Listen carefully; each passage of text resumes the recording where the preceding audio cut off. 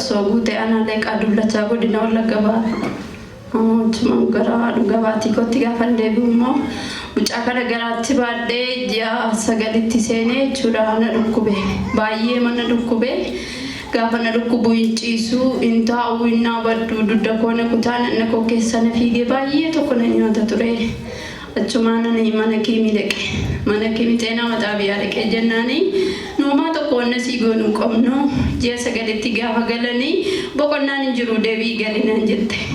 Achumaan deebi'ee galee gaafa deebi'ee galuu hin dandeenye bakka baay'ee karaa kan taatu na dhukkuba deebi'ee galee achi jimaata isaa bakka raajichi dawwaladhe naannaa isaa itti sagalee jechuudha raajichi dawwaladhe naani ganama maaliif hin dhumne biiroon ture naan jedhan ani immoo nan sodaadhe itti dawwalachuu moo sodaadhe nama kana ofirra turse jechuudha dhufuuf immoo nan dadhabe.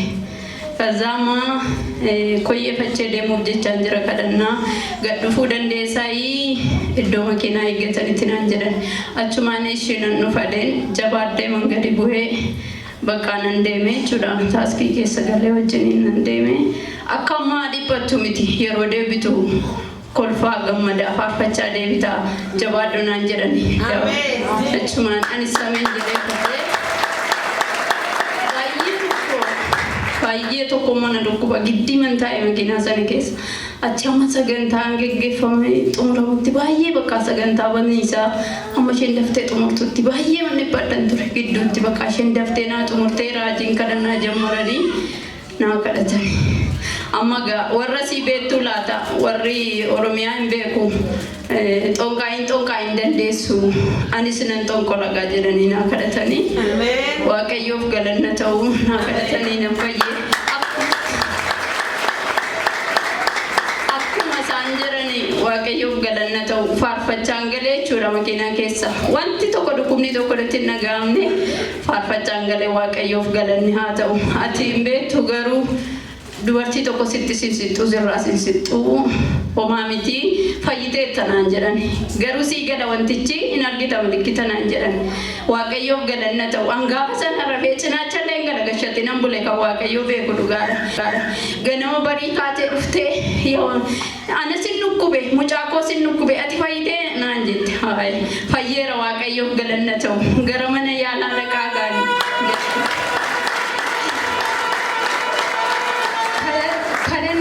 lafa kana maanni isa sitti ergetti maal ta'eera? Deebi'eera. Kanaaf eessatti deebi'eere? Haleluuyaa. Guyyaa qidaamee ture achumaan dingatanyaa waraanu jedhanii maalan godha jennaan ani waaqayyoof galatu iddoon ciisee yuun garagallee dhaqaatii hubadhaa gaanan jedhanii isheenis hin deemte ammas immoo tikittiliin qabaayuu dafnoosaa dhaqee jechuudha mana yaala gaafa naquu ati yeroon kee irra darbeera si barreessina malee indaamata sitti dawuyyuu hin dandeessu si barreessina hospitaalatti naan jette achi kaatee immoo guyyaa facaasaadha achi kaatee immoo dhaqee tiraasaawundii ka'ii kottuu tiraasaawundii kaatee gaafa dhuftee amma tokko si ilaalla naan jette tiraasaawundichaa ka'uu sinnan eeggaleen buleessaa ka'ee as waldaan dhufee jechuudha achumarra baheen as guyyaa facaasaati waldaa dhufee ladduu sanan taa'u kadhataa jiranii raajiin dhufanii mucayyoon tokko fuuldura kooteessi akkasuma deessoo araasiidha akkamiin taa furdatte jennaani xuruma dhamti jennaan baay'ee tokko jettee mucattiin baay'ee ma tokko dubbachuu hin danda'u jennaani raajiin ol gadagalii harka ishee qabiitii inni narratti ta'e sirratti ta'u jedhii yeroo sadii jedhan achumaan harka koo qabdee inni narratti ta'e sirratti ta'u jennaan ameen jedheen fuddee galee waaqayyoof galanna ta'u dhibee tokkotuun hin qabaatin utuu isaan yeroo hundumaa bakka akkananii mana yaalaarraa dhaga'u waan mantaane achiin hangalee guyyaa sanbataadha addana ganama as tureenii waaqeffachaa tureen raajiin waamaneen naannannee buhaarichi dabalamnee deebi'ee sagantaa hirmaadhee jechuudha sagantaatti hirmaadheen ammas caafii masanarran ta'a fataa jedhi waan tokko rakkinni hin jiru firan qabu maal hin qabu jedhin fataa jedhi naan jedhani raajiin waaqayyoof galanna ta'u akkuma isaanii fataa jedhi ani firan qabu maal hin qabu hin jedhin waaqayyo si wajjin hin jiraati fataa jedhi waaqayyo irratti hin gunguminnaan jedhan akkuma isaan fataa jedhi sanbata si waaqeffachaa dhukkuba tokko utuun hin argin dafinoo naannaa isaatii 12 dhaqee nagaama godhee waaqayyoof galanni. Iddoon kuni argama waaqayyoo ta'uu isaanii dhugaa boof kenna. Waan biraatu hin taane jechuudha. Argama iddoon kuni iddootti waaqayyoo argamudha. Ameen.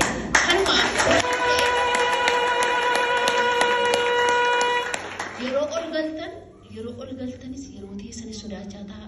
Iddoo kana argama waaqayyootu jira. Maaliifin akkas jedhee wanta guddaa naaf godhe waaqayyoo naaf jechuudha. Salphina guddaa na oolche waaqayyoo naaf dheengadduma gidduma kana jechuudha. Salphina guddaa amma na jedhamne waaqayyoo na oolche. Innis maalni kamisa guyyaa baay'ee Biraazilii koo nama sadiidha nuuni. Ani Biraazilii nama obboleessa nama lama qaba kanaa dhokkote jechuudha. Otuun isa tokko sa'aan hin taane dhaladhe amma carrashaadha. Isaa wajjin haasoo kamisadha. Baay'ee wajjin haasoo kana waa'ee mana keenyaa jechuudha. Abbaan keenya ijoollummaadhaan hin beeku ture gaafa inni du'e jechuudha. Isaan jiranii haala keenya kan gargaaru nuumadha jechuudha. Zaatuun waa'ee mana keenyaa kana haasofneeti waan ta'e hojjenna walii wajjin jedheeti waan ta'e na wajjin mari'ataa jechuudha. Obboleessi koo kun inni hin taane dhaladhe. Etuu kana haasofnee finnee kamisa galgala baay'ee hojii qallannee xabannee irrafnee jimaata kana dur wanta xinnoo yoo ta'e abduraan nan argan ture. Amma garuu waan tokko hin argine sammuu waan tokko sammuu koo keessa hin jiru jechuudha. Balaa dingataadha wantichi. Kana booddeetti gaafa jimaataa maaltu ta'a? Sa'aatii 5 keessaa muka yaabbatan inni jechuudha. Sa'aatii 5tti sa'aatii 4 keessa deemee qeemmo yaabbatee sa'aatii 5 yeroo dhundhoof hin beeku jechuudha. Iddoo sanatti kufeeran mukarraa galagalee jechuudha. Kufeera anaan na dhossaniiru isaan. Mucaan kun kufee eessa galeeraa laqamteen galeera hospitaala jechuudha. Kamisa na duukaa isaa ture gaafa jimaataa sa'aatii 5 kaasee garuu dhundhoof hin beeku. Du'eera jechuudha. Bakka ciraa masaa hin jiru afuruma keessa jira. Dubbatu maaliin jedhu sana jedhu anaan garuu na dhossanii jiru. Amma manatti hin dubbanne sa'aatii sana kaasee hin dhageenye ture. Sa'aatii 11 keessatti dawalan yeroo inni duuf jedhutti footoo isaa kaasanii nu namantu ishee waan taateefi kanaaf jedhaniitiif suuraa kaasaniiti ka'anii naaf ergan jechuudha. Sa'aatii meeqa keessa sa'aatii gara 10 keessa ammaa na dhossanii turan jechuudha. Amma kana na dhossanii turanii achiitiin boodaanoo bakka keessi koo bakka waan ta'us na wallaalee ila deemuufis ila wantichi bakka inni mana danqee jechuudha. Bakka danqaa guddaa natti ta'e inni hospitaala galee jira jechuudha. Kanan booddee naasoo si dubbatus bishaanis keessan galuu aannaniin baasa afaan isaa hidhamee jira jechuudha. Bakka olitti jechuudha duuf jechuudha. Yaa Waaqayyoon jedha amma maatti na salphistee hin beektuti. Maali bi'aansi bakka namni yoo dhukkubfate dhattanii dubbistanii maattanii bitiira namni kamiyyuu nafu garuu maanni har'a kaleessaa seerra du'aa yeroo nan dhaga'u maa jechuudha. Kun eeggiraa na gabba'e jilgeenfachuuf nan dadhabee nan ta'a nan bu'aa Waaqayyoo garuu numan karadhan ture. Kanan booddee qidaamee ganama isaa maaltu taasisanitti fakkaata. Nan dawwalee ammayyuu waan tokko furmaanni jira. Halkan nan dawwala 8tti namni waan tokkoyyuu namni waan tokko naasofne immoo maatti jechuudha. Akkasuma cannagamaa bulee tan borii nan dawwale. Gaafan dawwalee namaa fi akka midhaa qidaamee ganama kadhatan jiru waldaan jedheen lakkii kadhatne innan ani naan jettee garuu raajii fa'aa dhaqanii fa'aa kadhataniiru namni tolitti qabamee kadhatu jiru achiin naan ani dhannee arraafin dhanne ani naan jedhan ebaluusaa kanan booddee silkii raajii fa'aa kennanii naani dawwaluu laata. Waqaa guddama keessa jira akka isaan kadhataa silkiidhaan kadhanne beeka sirriitti nan beekaa jechuudha. Guddama keessa jira kuni hojii seexanaadha waan ta'eef raajii fa'aatiif hin dawwalee deeman dhofamanii jechuudha. Kanan booddee gaafa dawwalu isaan kadhatamaatii qabu turan. Qidaamee akkasnaan jedhanii kadhatamaatii waan qabanii fi miiseejiin saafee miiseejiin bifamatee beeku. Lalisaadhaaf naa karadhaa maqaa isaadhaatii kadhata keessatti dheensaafiif galeeraaf miiseejichi anaan biraa dhaqeeraa jedhaa jechuudha. Kanan booddee obboleettii koo isheedhaa fi nan dawwale taaboteedhaaf dawwaleen maaloo maqaa masalee naa karadhu Biraazilii koo tokko feedee jedhee man dhiisee cufee kan kadhannaa jammaree fi moqoodhaas jechuudhaan. Amma kana bijaalaaf hin beeku waan ciraa masaa jechuudha. Ani ammaa nagaraaf jabaadheen taa'aadha. Naasus maalis hin jedhu. Ani gammaaleen eeggachaa Waaqayyoo ifa isaa sanbata ganama dhageen kadhachiisaa fi fayyaadha bakkaan. Baay'ee bakka sitti namaneera sammuu koo keessatti Waaqayyoon mana maqaan isaa sila sedee waan namaneeruu fi sanbata ganamaan dhufee achi hidhee nan dawwale nan taa'e sabra sana nan dawwale naasoo muujaa. Waan tokko jenne to'an asuu hin galin mana kanatti. Faanni koo mana kana ol galaa sagalee obboleessa koo nan dhaga'a. Ka'uusaas nan dhaga'a. Gurri koo dhaga'a nama na dheeffidee dhufee lachuun taa'e dhufee jechuudha ganama. waaqayyoon kadhachaa olii faarfannaa irra jiru asii ol shibbee jechuudha.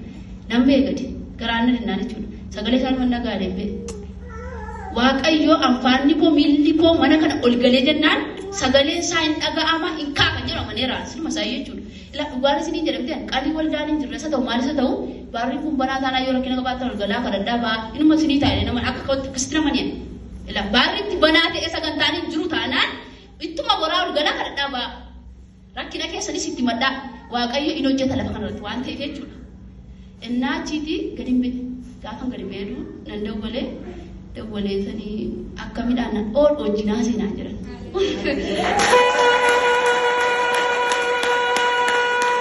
Kanan booddee ol hojjinaa seenaa dhuguma dhaayee loon jedheen biraazarii koo tokko jiru eenyennaan ootaan nagaadhaa fayyaadhaa naan jiran baase.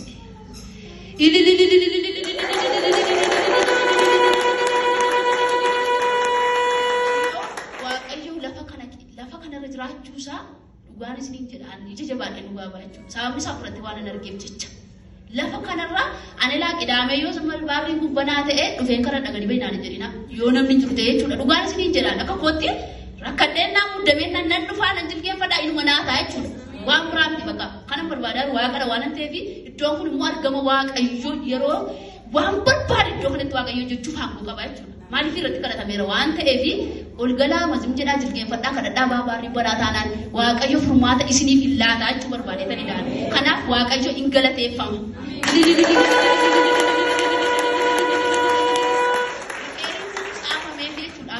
Rifeerri Addis Ababaatti saafamee fi mataa isaa keessatti wanta ta'e argame waan ta'eef sababiin mataadhaan kufee fedhanii amma yoonaa achi gargashaaru dhaban deebi'anii dhaban wanticha dhaban deebi'anii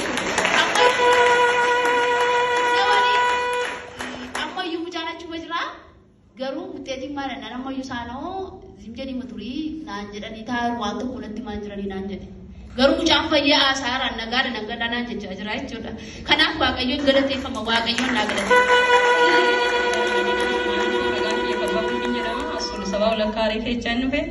Waaqayyo waan guddaa naa godhe waaqayyo isa kana naa godhe kana naa galateeffadha duraan dursa.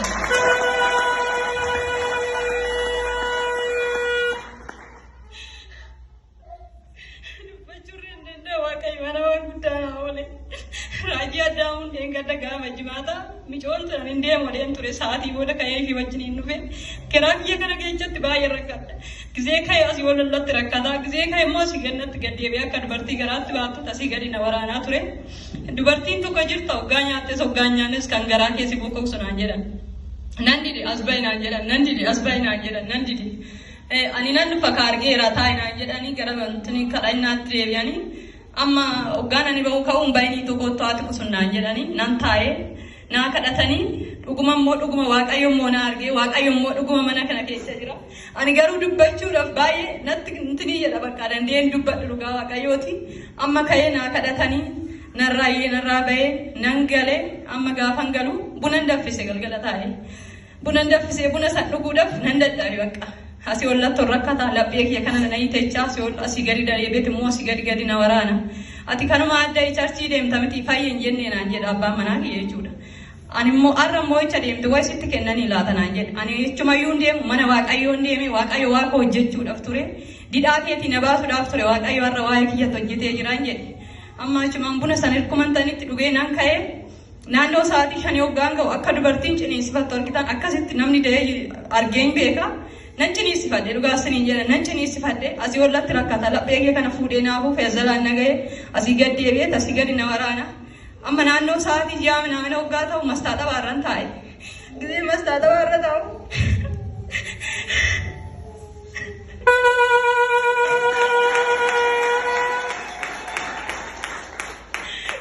nagee jaawee nafsee qabaa indachaa akka bobaa jira nagee jaawee amma waan dubbanne bakka nan gammadee si nan rifadhee si nan dhibamee si bakka raajii gadi buufaddee tallaba ciise nan gaggabe bakka amma achumaanan ayilaandii kayee achi ciisee raawwadhee kayee achuma keessatti mastaasa maasii keessatti gartee nafsee qaba ayilaandii keessan godhe qonxoca antiniitti fuudhe ayilaandii keessa godheen bishaan itti dhaqe oon akkana godhe indacha oon akkas gad deebise indacha ginoo micoomte hin agarti ganama na waame kootu tolaaliin jedhee miitu kootu laali waan nana keessa ween jedhee sadii inni firee sadii waaqayyo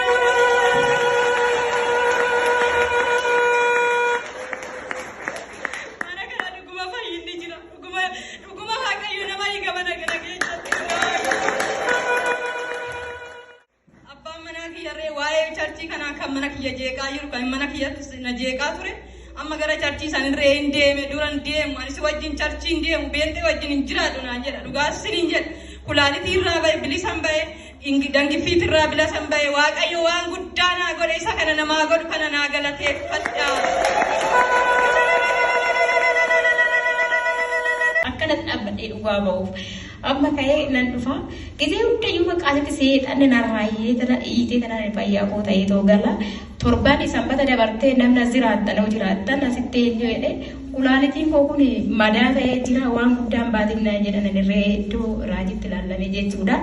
Asitti aduu sana eenyu jedhe madaan sunan iddoo dhaqee sin agarree fayyaan koon dhaabbadhee deemitu asii galee deebi'ee immoo torban immoo lammaffoo dabartee kana namni naa agartan asitti jirtu waa baay'ee dhaqqaata xonqaan irree kanatti hojjetame ani fayyaa koo ta'ee kanan galee deebi'ee immoo ganaa xonqaanis in hojjetama kan jedhame san torban immoo roobishii dabartee kana immoo halkan gara galgala sa'aatii tokkotti na waamanii bicayyoon kun mana namaa hojjechaa jirti koottutee bicoo kee fudhadhu naan jedhanii askin iddoo bajaajii dhaabatutti na yaamanii iddoo sana hoggaan nama waammadheetoo bicoo koo bira itti fudhachuu ragu mijoo yoonis hin jirtu inni na waame sunis hin jiru hoggaan namolee qabadhu eessa jirtannaan si argee jira fuulduratti garagarinaan jedha akka waaqayyoon koo keessa naa wal argisee sanan argee wayin na waraanuu dhufe wayin waa tokko na godhuu dhufe waaqayyoon koo immoo keessa naa oolee to'an hin hangalee deebi'ee mana ga'ee giseen bakka ishiin hojjetu sanaa silkii dawwalee to'anyu jedhu ani iddoon hojjedhuun jira mana namaatis hin baane silkii keessa namaa hin kennine naan jettee waaqayyoo kootiif ammarree naa galateeffadha ijoollee.